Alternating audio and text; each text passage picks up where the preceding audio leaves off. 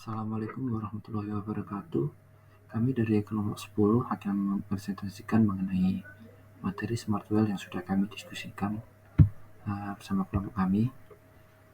Yang pertama di pendahuluan, di mana Smart Well ini merupakan sumur yang dilengkapi dengan peralatan yang dapat dikendalikan secara otomatis atau dari jarak jauh untuk memantau dan mengatur aliran fluida secara real time.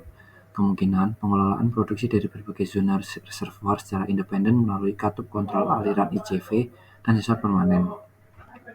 Teknologi ini didukung oleh alat seperti multipass flow meter atau MPFM yang mengukur aliran tanpa pemisahan fase, serta sistem SCADA yang memungkinkan pengawasan dan kontrol terpusat atas aset terbesar secara geografis melalui jaringan komunikasi jarak jauh. Manfaat Smart Well sendiri meliputi peningkatan produksi, pengurangan air dan gas yang tidak diinginkan, efisiensi pengelolaan reservoir, serta pengurangan biaya dan risiko intervensi sumur. Namun, tantangan yang dihadapi antara lain biaya investasi awal yang sangat tinggi, kompleksitas integrasi sistem, dan kebutuhan keandalan perangkat dalam kondisi ekstrim. Sehingga teknologi ini sangat cocok untuk sumur multilateral dan reservoir kompleks.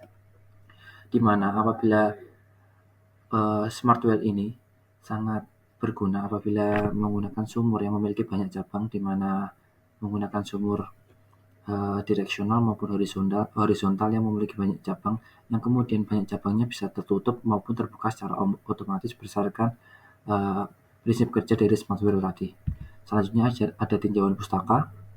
Yang pertama, Smart Well adalah sumur yang dilengkapi dengan perangkat instrumentasi bawah permukaan seperti Permanent Downhole Monitoring System atau PDHMS dan Inflow Control Valve atau ICV yang dioperasikan secara hidrolik dan terhubung ke sistem kontrol di permukaan melalui control lens di luar tubuh produksi, di mana biasanya pada beberapa perusahaan sistem kontrol ini berada di pusat control room.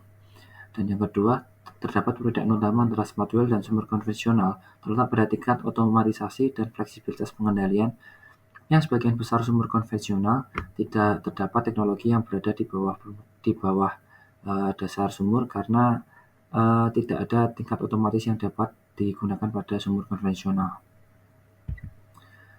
Selanjutnya yang pertama ada implementasi Smart Well dapat meningkatkan efisiensi produksi minyak dan gas dengan mengoptimalkan pengaturan aliran fluida dari berbagai zona reservoir secara real time tanpa perlu intervensi fisik. Yang kedua, penggunaan teknologi Smart Well yang terintegrasi dengan sistem SCADA mampu mengurangi biaya operasional dan risiko kegagalan sumur dibandingkan dengan sumur konvensional. Yang ketiga, Smart Well memberikan solusi efektif dalam mengelola sumur multilateral dan reservoir kompleks dengan meningkatkan recovery factor dan memperpanjang umur produksi sumur. Adapun metodologi, yang pertama, melakukan analisis kebutuhan yang mencakup identifikasi parameter yang perlu dipantau seperti tekanan, suhu, dan laju alir. Yang kedua, desain sistem dilakukan menggunakan diagram UML untuk menggambarkan interaksi secara antara komponen sistem. 3. Implementasi perangkat keras dan perangkat lunak, di mana sensor dan katup kontrol atau ICV dipasang di bawah permukaan sumur dan terhubung ke sistem kontrol di permukaan atau di pusat kontrol room.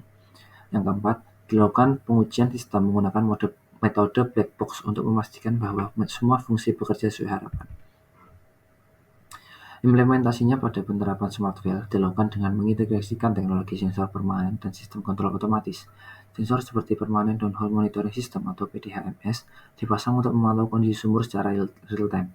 ICV yang dioperasikan secara hidrolik memungkinkan pengaturan aliran dari berbagai zona reservoir tanpa perlu intervensi fisik, yang dimana mereka langsung memberikan sinyal dari langsung ke kontrol room tanpa mereka mengecek dulu ke dasar bawah sumur, yang dimana selain itu sistem SCADA diintegrasikan untuk memberikan kontrol terpusat dan pemantauan data dari sensor bawah permukaan, serta multipass flow meter atau MPFM.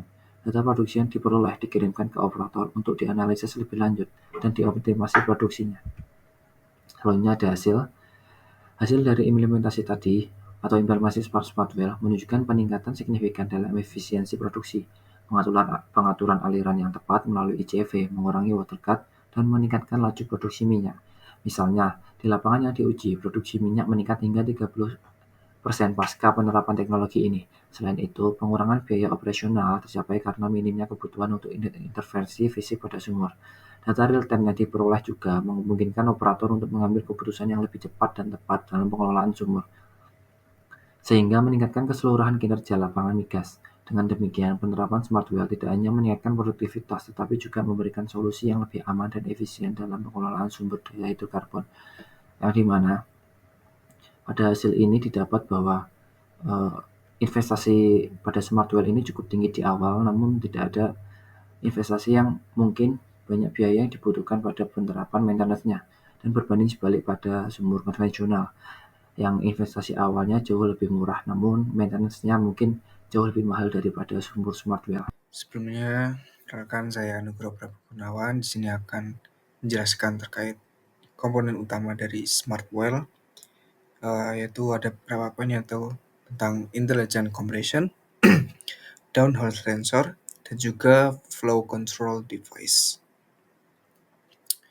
Oke, jadi intelligent compression itu suatu teknologi yang menjadikan pengolahan reservoir yang lebih efisien. Jadi intelligent compression ini menggunakan sistem yang dapat mengumpulkan beberapa data seperti distribusi dan menganalisis data dari sumur tanpa adanya kita perlu intervensi fisik pada sumur secara langsung. Jadi istilahnya intelligent compression ini kita bisa melakukan secara jarak jauh. Selain itu, sistem ini bisa memungkinkan akses ke beberapa reservoir melalui satu sumur. Lalu selanjutnya ada downhole sensor, yang dimana ini merupakan perangkat yang dipasang pada lubang sumur atau downhole, yang dimana ini memiliki fungsi sebagai pengukur dan simulasi dari suatu sumur. Jadi sensor ini mendeteksi dan juga memberikan kita terkait data tentang dinamika reservoir seperti perkembangan retakan, produksi pasir, dan lain-lain. Nah, berikut ada beberapa komponen tentang downhole sensor. Yang pertama ada passive acoustic sensor, yang dimana ini komponen ini akan mendeteksi secara pasif dan tidak menggunakan sinyal sendiri, tapi ini menggunakan pendeteksi suara atau gelombang, yang dimana itu akan mendeteksi aktivitas dari reservoir seperti pergerakan fluida. Selain itu, passive acoustic sensor ini juga mendeteksi terkait tentang produksi pasir. Lalu ada pH sensor, yang dimana ini berfungsi sebagai sensor untuk mendeteksi tentang keasaman atau kebasahan dari suatu fluida dalam reservoir.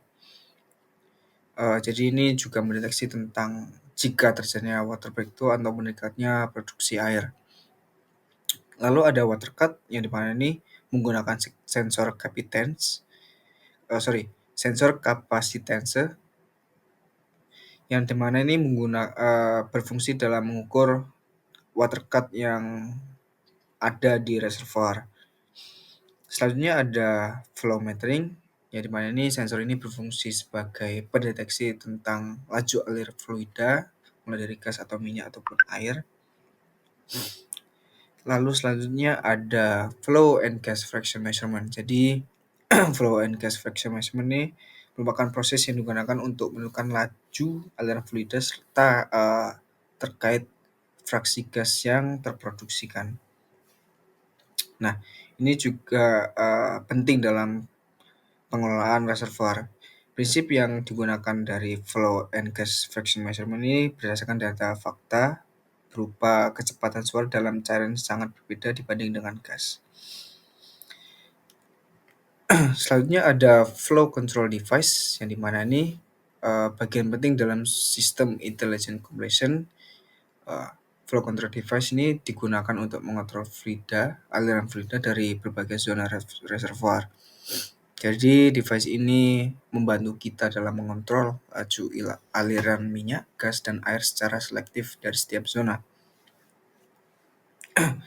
Nah, beberapa komponen dari flow control device itu ada sliding sleeve, yang dimana ini berfungsi dalam membuka dan menutup katup dari permukaan sehingga kita bisa mengatur laju aliran dari fluida pada zona tertentu. Selanjutnya ada chokes, yang dimana ini perangkat yang mengatur laju aliran menggunakan sistem kontrol dari bukaan aliran.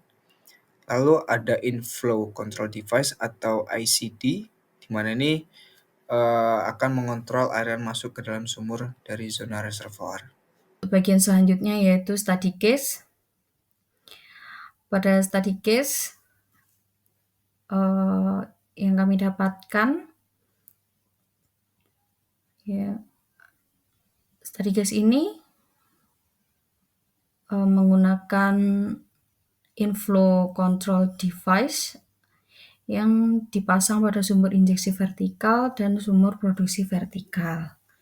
Data yang diketahui pada tabel berikut, kemudian model reservoirnya 1/4 pola 5 titik dengan 3 lapisan produksi masing-masing tebalnya 20 feet. Kemudian permeabilitas lapisan 50 md, 250 md, dan 500 md. Untuk porositasnya 0,14, rasio permeabilitas vertikal terhadap horizontal 0,1. Penghalang selnya sel 1 feet bersifat impermeable. Kemudian dimensi reservoirnya 3000 dikali 3000 kali 62 feet pangkat 3. Untuk pengaturan produksi dan injeksi, target tekanan injeksi sebesar 6.500 psi dengan laju maksimumnya 12 mstp per day. Kemudian target tekanan produksinya 1.500 psi dengan laju maksimum 6 mstp per day. Kemudian produksi cairan dikurangi 40% saat water cut lebih besar dari 70%.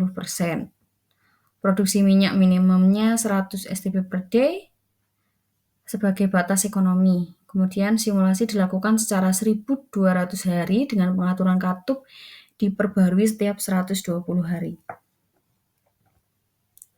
Kemudian untuk kasus yang disimulasikan, yaitu base case-nya tidak ada instrumentasi pada sumur. Untuk case 1A-nya hanya sumur produksi diberi instrumentasi. Untuk case 1B hanya sumur injeksi diberi instrumentasi.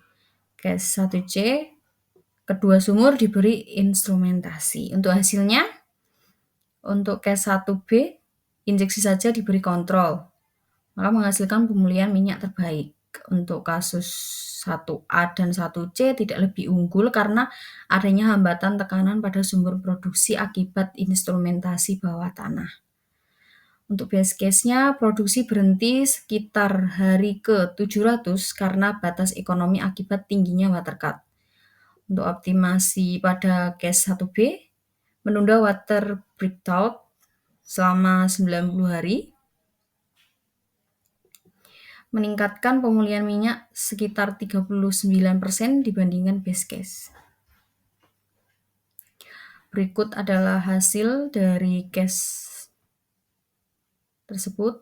Yang pertama ada well completion-nya, kemudian ada grafik cumulative oil production comparison, kemudian ada grafik water cut comparison.